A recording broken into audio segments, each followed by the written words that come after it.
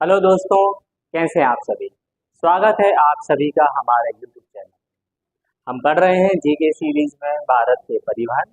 और इस पिछले हमने जो दोनों क्लास थी उसमें हमने पढ़ा था भारत के सड़क परिवहन के बारे में और रेल परिवहन के बारे में। आज हम शुरू करने जा रहे हैं हमारी भारत के जल परिवहन को। जल परिवहन एग्जाम पॉइंट ऑफ व्यू से जल परिवहन, जिसमें कि भारत के प्रमुख जल मार्ग और भारत के जो प्रमुख बंदरगाह हैं उनसे क्वेश्चन आते हैं। तो आइए शुरू करते हैं हमारे आज की क्लास को।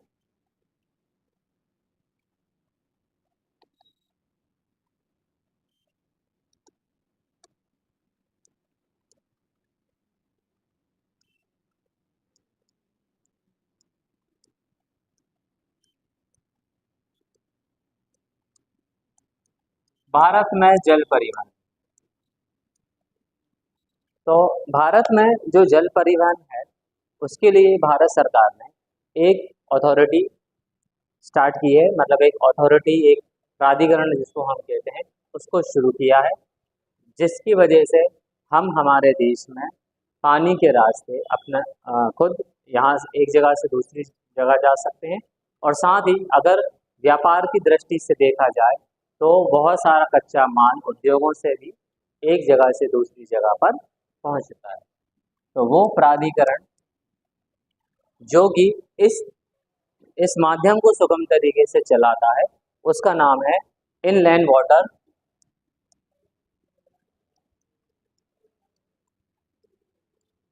Inland water authority of India. ठीक है, तो हमारे देश में जल मार्ग से साधन, नाव या फिर बड़े जहाज आसानी से एक स्थान से दूसरे स्थान पर जा सकें, उसके लिए बनाया गया है ये inland waterway authority of India. ठीक है, इसकी स्थापना जो है वो कब होती है तो समझे। इसकी स्थापना जो है वो 1986 में की जाती है। अगर हम बात करें हिंदी में तो इसको लिखेंगे भारतीय अंतर्देशीय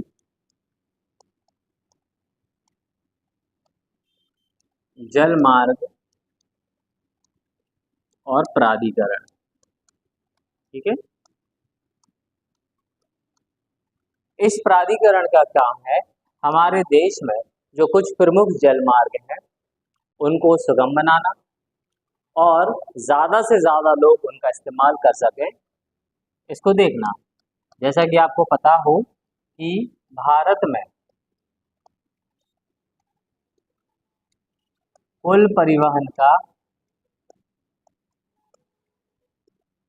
कुल परिवहन में जलमार्ग का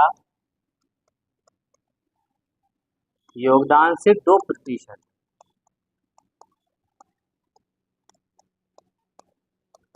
जब हमने इस क्लास को शुरू किया था, परिवहन वाली क्लास को, उस समय आपको बताया था कि हमारे पूरे देश में ट्रांसपोर्टेशन सिस्टम में सबसे ज़्यादा जो लोग हैं वो सड़क परिवहन का इस्तेमाल करते हैं और उसके बाद रेल परिवहन को। और बात करें अगर जल परिवहन की तो उसमें सिर्फ 2% लोग ही हैं जो इसका इस्तेमाल अपने परिवहन में करते हैं। लेकिन अगर व्यापार की बात करें तो व्यापार में जलमार्ग का,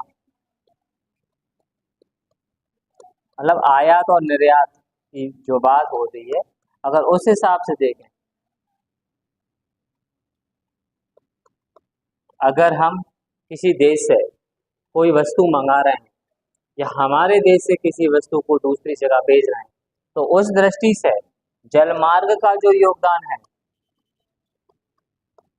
वो है लगभग 95%। अब आप सोचिए कि जल मार्ग जो है वो हमारे आर्थिक दृष्टि से हमारे लिए कितने महत्वपूर्ण है, कि लोगों के लिए वो सिर्फ 2% है। सिर्फ 2% लोग जो हैं वो आने जाने में इसका इस्तेमाल करते हैं। लेकिन व्यापार की अगर हम बात करें तो लगभग 95% हमारा जो आयात और निर्यात है वो इस जलमार्ग से किया जाता है। चलिए आगे समझ लेते हैं।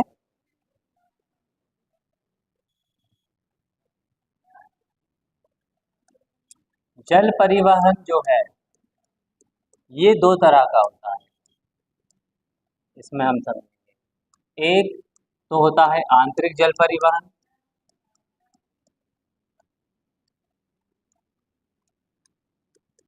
और दूसरा जो है हमारा वो है हमारा सामुद्रिक जल परिवहन।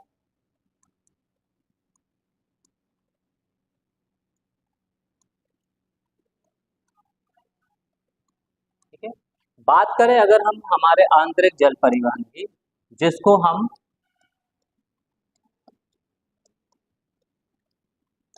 इनलैंड वाटरवेज भी कहते हैं, देश के अंदर होने वाले रास्ते। और बात करें अगर सामुद्रिक जल परिवहन, तो इसके अंदर आते हैं हमारे सी पोर्ट, जिन्हें हम बंदरगाह भी कहते हैं। और जो हमारे इनलैंड वाटरवेज होते हैं उन्हें हम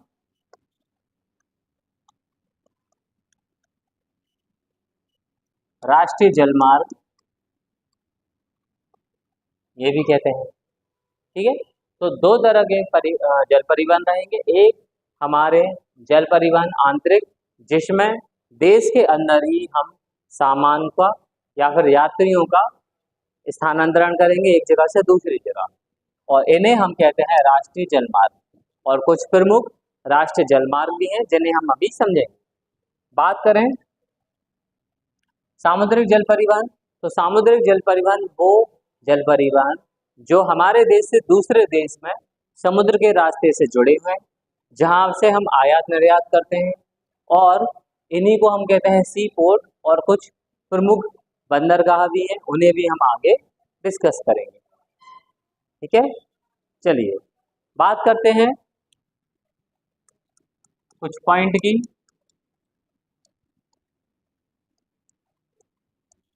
पॉइंट नंबर 1, भारत में पहली वाटर मेट्रो ये कहाँ पर चली, ये बताएं आप। भारत में पहली वाटर मेट्रो जो है वो कहाँ चली, तो ये चली थी कोच्चि में। अब जो कि कहाँ पर है, केरला। अब मेट्रो का मतलब ये मत समझिएगा आपकी कोई ट्रेन की बात हो रही है, मतलब इसको बोला वाटर मेट्रो है, हालांकि है ये जहाज ही। ठीक है, लेकिन उसको नाम क्या दिया है, वाटर मेट्रो। और हमने पढ़ा था रेल परिवहन में कि भारत की पहली अंडर वाटर मेट्रो,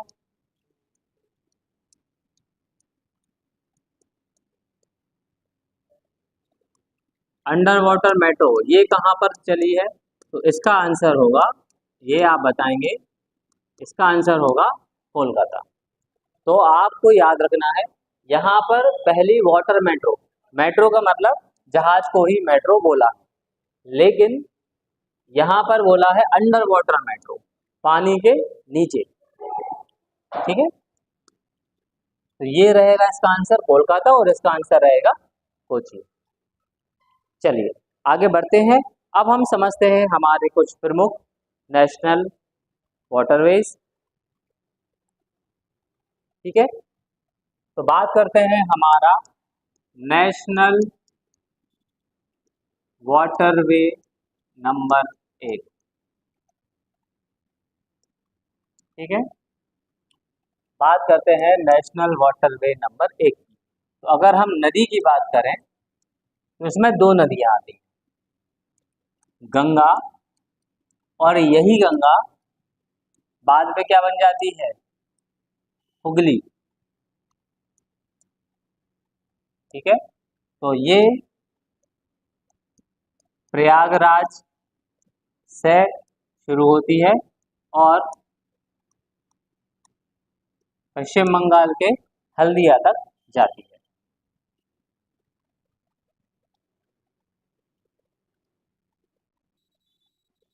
बात करते हैं इसकी लंबाई की। इसकी लंबाई 1620 किलोमीटर है। ये भारत का सबसे लंबा वाटरवे है। और अगर बात करें इसकी स्थापना की कि इस वाटरवे को कब शुरू किया गया, तो जब हमारा inland waterway authority of India शुरू किया, मतलब 1986 में ही इसकी भी स्थापना की गई। तो बात करें किस नदी की, गंगा नदी। जब ये प्रयागराज में ये जो धारा है, इसको हम गंगा नदी के नाम से जानते हैं। जब ये पश्चिम बंगाल में पहुंचती है तो ये एक अलग धारा बनाती है। इसी अलग धारा को हम क्या कहते हैं, हुगली। और इस वजह से जैसे ये हल्दिया तक जा रही है, प्रयागराज से हल्दिया तक जाएगी। प्रयागराज आपका कहाँ पर है, ये है हमारा उत्तर प्रदेश में, और हल्दिया कहाँ पर है, पश्चिम बंगाल में। तो इस नदी को उत्तर प्रदेश में गंगा के नाम से जानते हैं और पश्चिम बंगाल में इसी को क्या बोलते हैं, हुगली। तो इसी वजह से कंफ्यूज नहीं होना है, गंगा की ही एक धारा है हुगली, और प्रयागराज से हल्दिया तक ये वाटरवे हमारा है। चलिए आगे बात करते हैं हमारे दूसरे वाटरवे की।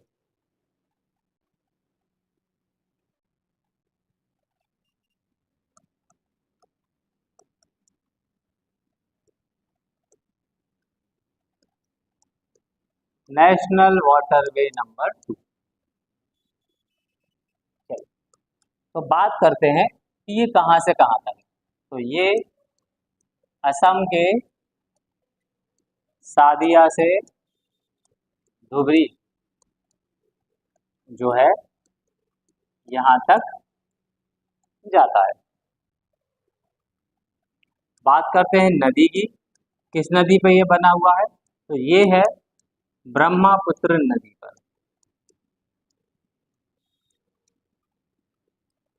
बात करें अगर इसकी लंबाई की, तो ये लगभग 891 किलोमीटर है। और स्थापना पिछला जो है वो हमारा 1986 में स्थापित हुआ, ये 1988। ठीक है, ब्रह्मपुत्र नदी। इस नदी पर आप जानते हैं कि विश्व का सबसे बड़ा नदी द्वीप भी बना है, जिसका नाम है माजुली नदी द्वीप। और साथ में ये और एक और नदी मिलकर विश्व का सबसे बड़ा डेल्टा, जिसे हम सुंदरवन डेल्टा भी कहते हैं। बताइए कौन सा है, वो है हमारा, कौन सी नदी है, सुंदरवन डेल्टा। और बनाती कौन कौन सी नदियां हैं, गंगा और ब्रह्मपुत्र। तो गंगा और ब्रह्मपुत्र मिलकर बनाती है सुंदरवन डेल्टा, और ब्रह्मपुत्र नदी अकेला जिस द्वीप को बनाती है उसका नाम है माजुली द्वीप। चलिए आगे बात करते हैं।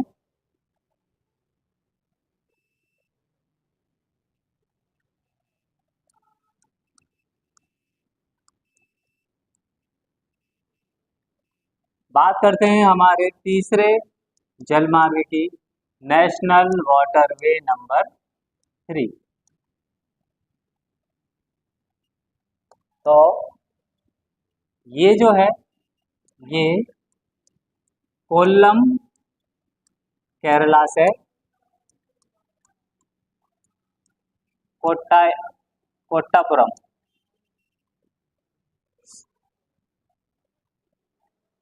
यहाँ तक जाती है। ठीक है, कोल्लम से कोट्टापुरम तक। बात करें ये किस राज्य में है, तो ये केरल राज्य। इसमें कोई नदी नहीं है, इसमें है नहरें। तो इसमें दो नहरें हैं, एक है हमारी उद्योग मंडल और दूसरी है चंपकारा। ये दो नहरें यहाँ पर है। चलिए बात करते हैं इसकी स्थापना की। इसकी स्थापना कब हुई? तो इसकी स्थापना हुई 1993।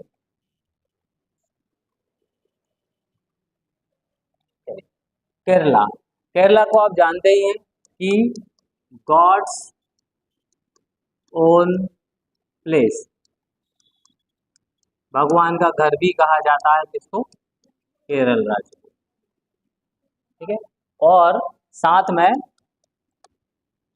स्टेट ऑफ स्पाइसेस, जितने भी हमारे मसाले हैं,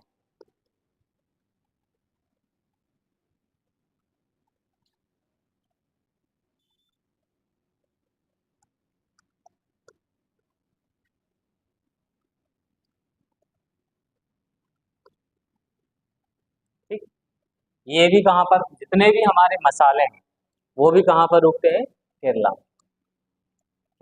बात करते हैं इसकी लंबाई। तो इस जलमार्ग की लंबाई लगभग 203 किलोमीटर है, सॉरी 205 किलोमीटर है।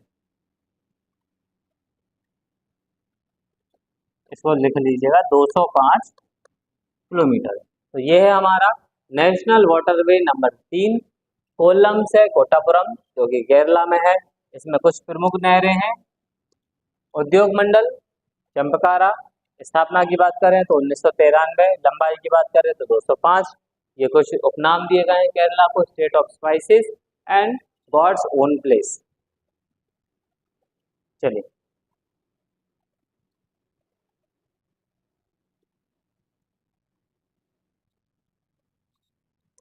चलिए बढ़ते हैं हमारे अगले जलमार्ग, जो कि है नेशनल वाटरवे नंबर 4। ठीक, तो इसकी अगर हम बात करें तो ये पुडुचेरी से कहाँ तक जाती है? काकीनाडा तक।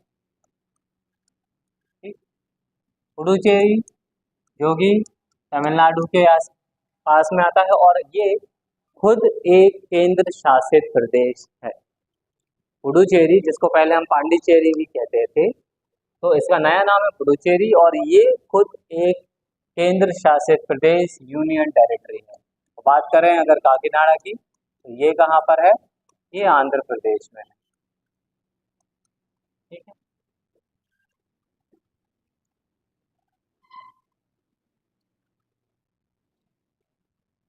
चलिए बात करते हैं किन झीलों पर बना है। तो ये है हमारा एलूर झील और बकिंगम। बकिंगम के आगे पैलेस मत लिख देना, वो इंग्लैंड में है। बकिंगम झील ये भी साउथ में है। तो ये दोनों ही झील इस राष्ट्रीय जलमार्ग में आती हैं। बात करते हैं इसकी लंबाई की, तो ये लगभग 1095 किलोमीटर लंबी है, और इसकी स्थापना जो है वो 2000, इसकी स्थापना जो है वो 2008 में की गई है। चलिए, ये था आपका राष्ट्रीय जलमार्ग नंबर 4।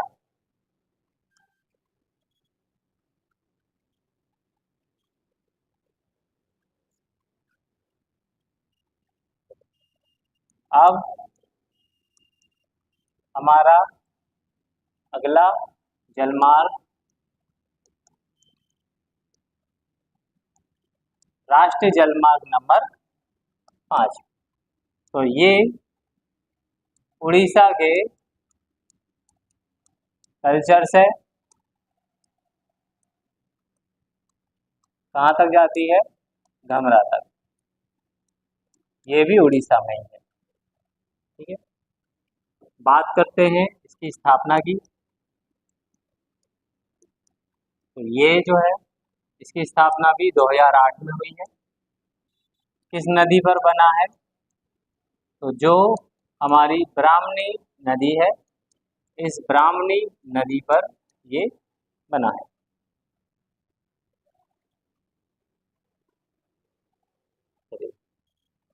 और बात करते हैं अगर लंबाई की, तो इसकी लंबाई है लगभग 623 किलोमीटर। ये वो हमारे राष्ट्रीय जलमार्ग थे जो पूरी तरीके से विकसित हो चुके हैं, जिन पर यातायात भी शुरू हो चुका है। एक और जलमार्ग है, यहाँ समझ लेते हैं, नेशनल वाटरवे नंबर 6। ठीक है, इस पर भी अब जल्द ही जो है यातायात शुरू हो जाएगा। हालांकि इसको पूरी तरीके से बना दिया गया है, बस सिर्फ शुरू होना बाकी है यातायात के लिए।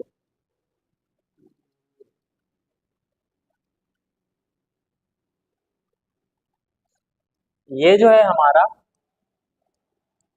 लखीपुर, जो कि मणिपुर में है, वहां से भांगा, जो कि असम में है, यहाँ तक है। बात करें अगर नदी की, तो ये वराग नदी पर है, और ये वराग नदी ब्रह्मपुत्र नदी की सहायक नदियां हैं। हमने नदियों वाली क्लास में इसको समझाया था आपको। वराग नदी किसकी सहायक नदी है? ये ब्रह्मपुत्र की सहायक नदी है। और बात करें अगर इसकी लंबाई की, तो ये लगभग 121 किलोमीटर 121 किलोमीटर अभी लंबा है, और इसे 2016 में बना लिया गया है। तो इसको आप अपडेट कर लीजिएगा। कहीं कहीं पर आपको बताया जाता है कि हमारे देश में सिर्फ 5 राष्ट्रीय जलमार्ग है। ये 6वां राष्ट्रीय जलमार्ग है जिस पर जल्दी यातायात सुगम तरीके से चालू किया जाएगा। चलिए बढ़ते हैं आगे। ये थे हमारे आंतरिक जलमार्ग। अब हम पढ़ते हैं हमारे सी पोर्ट, सामुद्रिक जलमार्ग, जिन्हें हम बंदरगाह भी कहते हैं। बंदरगाह पोर्ट, जहां पर दूसरे देशों से और हमारे देश का जो बड़ी मात्रा में जो हमारा व्यापार का कच्चा माल भी कह सकते हैं हम, या दूसरे देशों से मंगाए हुए उस सामान को, बड़े बड़े कंटेनर जो रहते हैं, वो इस जगह पर चढ़ाए भी जाते हैं जहाज़ों में, और जहाज़ों से उतारे भी जाते हैं। तो व्यापारिक दृष्टिकोण से बंदरगाह जो है वो हमारे लिए बहुत ही महत्वपूर्ण है। तो समझ लेते हैं, बंदरगाह जो है ये 2 तरह के होते हैं। एक तो होते हैं प्राकृतिक, मतलब नेचुरल, और एक हमारे होते हैं कृत्रिम, मतलब आर्टिफिशियल, या फिर इनको ह्यूमन मेड भी कह सकते हैं हम। और बात करें अगर हमारे देश के बंदरगाहों की, तो आकार के हिसाब से भी छोटे और बड़े, छोटे बंदरगाह और बड़े बंदरगाह होते हैं। बात करें अगर छोटे बंदरगाह की, तो ये लगभग 200 हैं। लेकिन बात करें अगर बड़े बंदरगाह की, जो हमारे कुछ प्रमुख बंदरगाह हैं, वो किस राज्य में है, और वो कितने हैं? 13। तो हम इन्हीं 13 बंदरगाहों को समझेंगे कि वो किस राज्य में है, और अगर कोई बंदरगाह में कुछ खास बात है कि सबसे बड़ा बंदरगाह कौन सा है, कृत्रिम बंदरगाह कौन सा है, तो उन्हें भी हम समझेंगे। चलिए शुरू करते हैं। बात करें अगर पहले बंदरगाह की, तो हमारा जो पहला बंदरगाह है जिसका नाम है कांडला। आज़ादी के समय से बना हुआ ये पोर्ट है, और इसका जो नया नाम है वो है पंडित दीनदयाल उपाध्याय पोर्ट। ठीक है, बात करें तो ये किस राज्य में है, तो ये है हमारा गुजरात राज्य में। और इसी पोर्ट पे भारत का सर्वाधिक पेट्रोलियम जो है, सर्वाधिक पेट्रोलियम आयात किया जाता है।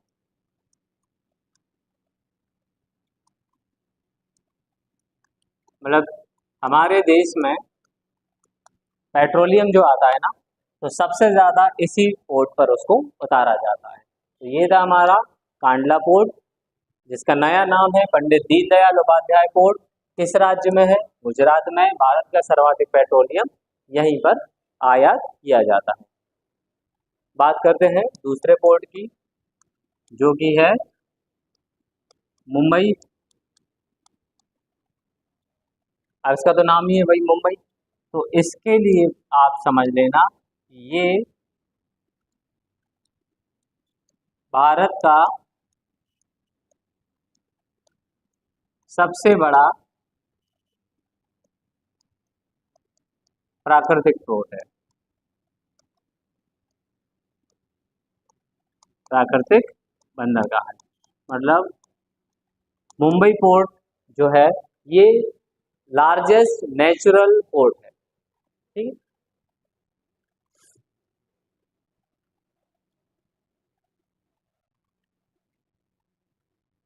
और मुंबई के ही पास एक और पोर्ट बनाया गया, जिसका नाम है नावा शेवा। नावा शेवा पोर्ट ये भी मुंबई के ही पास में है, और यह है मुंबई पोर्ट के भार को कम करने के लिए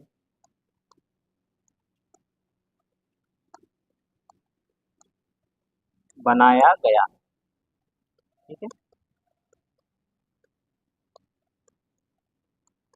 तो नावा शेवा पोर्ट जो है ये बेसिकली मुंबई पोर्ट पर बहुत ज़्यादा ट्रैफिक और बहुत बड़ी संख्या में जहाज इकट्ठे होते थे, जिस वजह से दूसरे जहाज़ों को अपना सामान उतारने में बहुत ही ज़्यादा विलम्ब होता था या टाइम लगता था। तो इस पर ज़्यादा ट्रैफिक ना हो, इस वजह से उन्होंने एक नया पोर्ट बनाया जो कि मुंबई के ही पास में है, जिसका नाम है नावा शेवा। और इसका जो नया नाम है, इसको नाम भी दिया गया जो कि है पंडित जवाहरलाल नेहरू। पंडित जवाहरलाल नेहरू पोर्ट। ठीक है, तो नावा शेवा को नया नाम क्या दिया गया, ये दिया गया पंडित जवाहरलाल नेहरू पोर्ट। तो ये हमारे 3 पोर्ट हो चुके हैं। आगे बढ़ते हैं।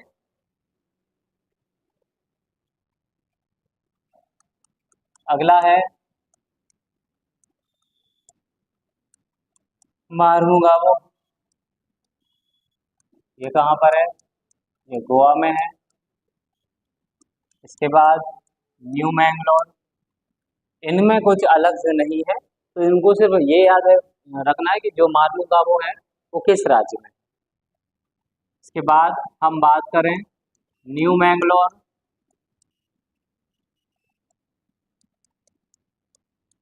अब आप देखें, ये जो मैंगलोर है वो आपको बैंगलोर जैसा लग रहा है, मैंगलोर बैंगलोर, तो ये कहाँ पर है भाई, बैंगलोर कहाँ की राजधानी है, कर्नाटक की। तो न्यू मैंगलोर कहाँ पर होगा, ये भी कर्नाटक में होगा। चलिए आगे बढ़ें। अगला हमारा बंदरगाह है कोच्चि बंदरगाह। किस राज्य में है, ये है हमारा केरल राज्य में।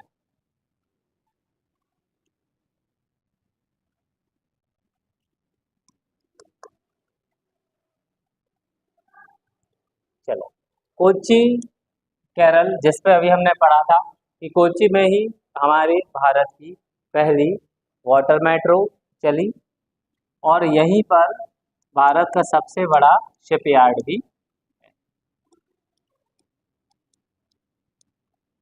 यार्ड मतलब जैसे कोई चीज खराब हो जाती है, कोई मरम्मत होनी होती है, तो उस इस जगह पर आकर उनको रख दिया जाता है। तो भारत का सबसे बड़ा शिपयार्ड यहाँ पर है।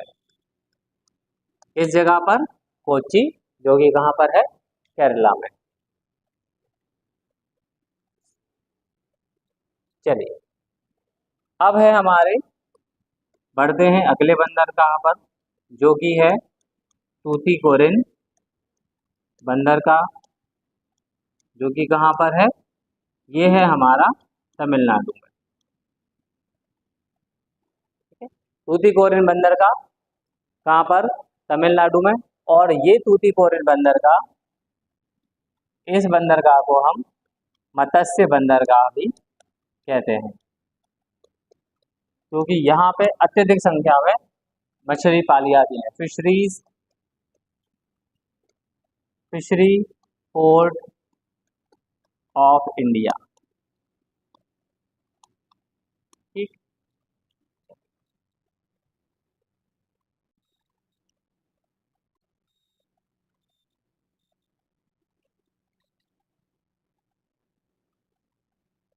और इस तूतीकोरिन बंदरगाह के बारे में एक बात और रखना, इसको वीओ चिदम्बरम इस नाम से भी जानते हैं। तूतीकोरिन तमिलनाडु में है और इसका नाम वीओ चिदम्बरम ये भी है। चलो, बढ़ते हैं अगले पोर्ट की तरफ।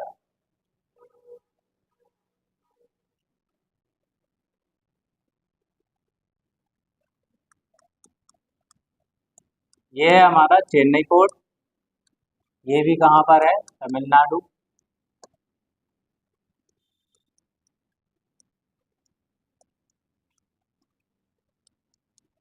ये भारत का सबसे पुराना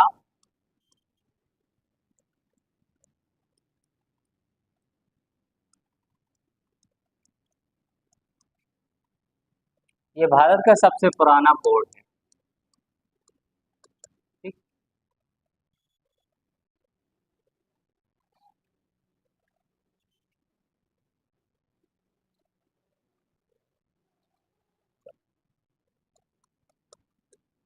अगला पोर्ट है हमारा एन्नौर पोर्ट, ये भी तमिलनाडु में। तमिलनाडु में हमारे 3 बंदरगाह हैं, एक है तूतीकोरिन, दूसरा है चेन्नई, और तीसरा है एन्नौर। और इसका भी नाम जो है, ये 1950 के समय के जो मुख्यमंत्री रहे, मद्रास, पहले अलग अलग राज्य नहीं बने थे, तो मद्रास एक राज्य कहलाया जाता था। तो उस समय के जो मुख्यमंत्री थे, के कामराज, उनके नाम पर इस पोर्ट का नाम भी के कामराज कर दिया गया है। ठीक है,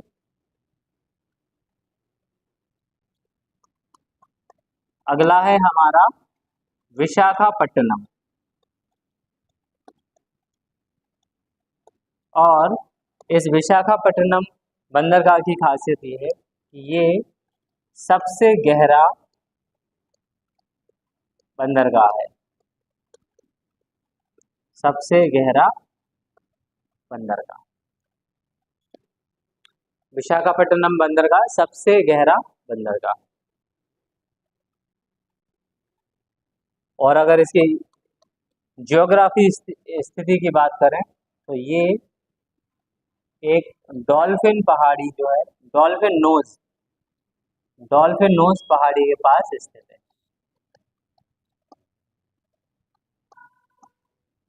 ये इसकी भौगोलिक स्थिति हमने बता दी कि विशाखापट्टनम कहाँ पर है, डॉल्फिन नोज पहाड़ी के पास स्थित है, भारत का सबसे गहरा बंदरगाह। बड़े जहाज जो ज़्यादातर जो हैं वो इधर ही जाते हैं, क्योंकि यहाँ पर अधिक गहराई होने की वजह से उन्हें किसी भी तरह की कोई रुकावट नहीं मिलती। चलिए, अब हमारे जो अंतिम हैं, अंतिम कुछ पोर्ट बने, जैसे एक पारादीप है, ये हमारा कहाँ पर है, ये उड़ीसा राज्य में है। कोलकाता एक पोर्ट जानते हैं आप, कोलकाता खुद समुद्र के किनारे है। यहीं पर हल्दिया है, कहाँ पर है ये, किस राज्य में, तो ये है हमारा पश्चिम बंगाल।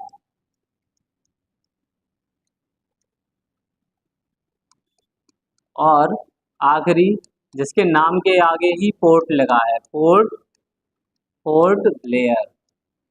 और पोर्ट ब्लेयर कहाँ पर है, ये हमारा जो आइलैंड ग्रुप है, अंडमान और निकोबार, यहाँ पर। तो ये थे हमारे प्रमुख बंदरगाह जिन्हें हमने समझा था। आज की क्लास में बस इतना ही। मिलते हैं हम अगली क्लास में, जिसमें हम समझेंगे हमारे वायु परिवहन और उससे रिलेटेड कुछ इम्पोर्टेंट पॉइंट्स हैं।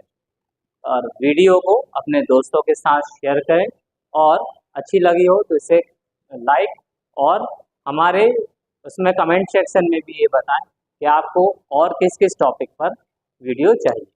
धन्यवाद। अगर आखिरी वाला है तो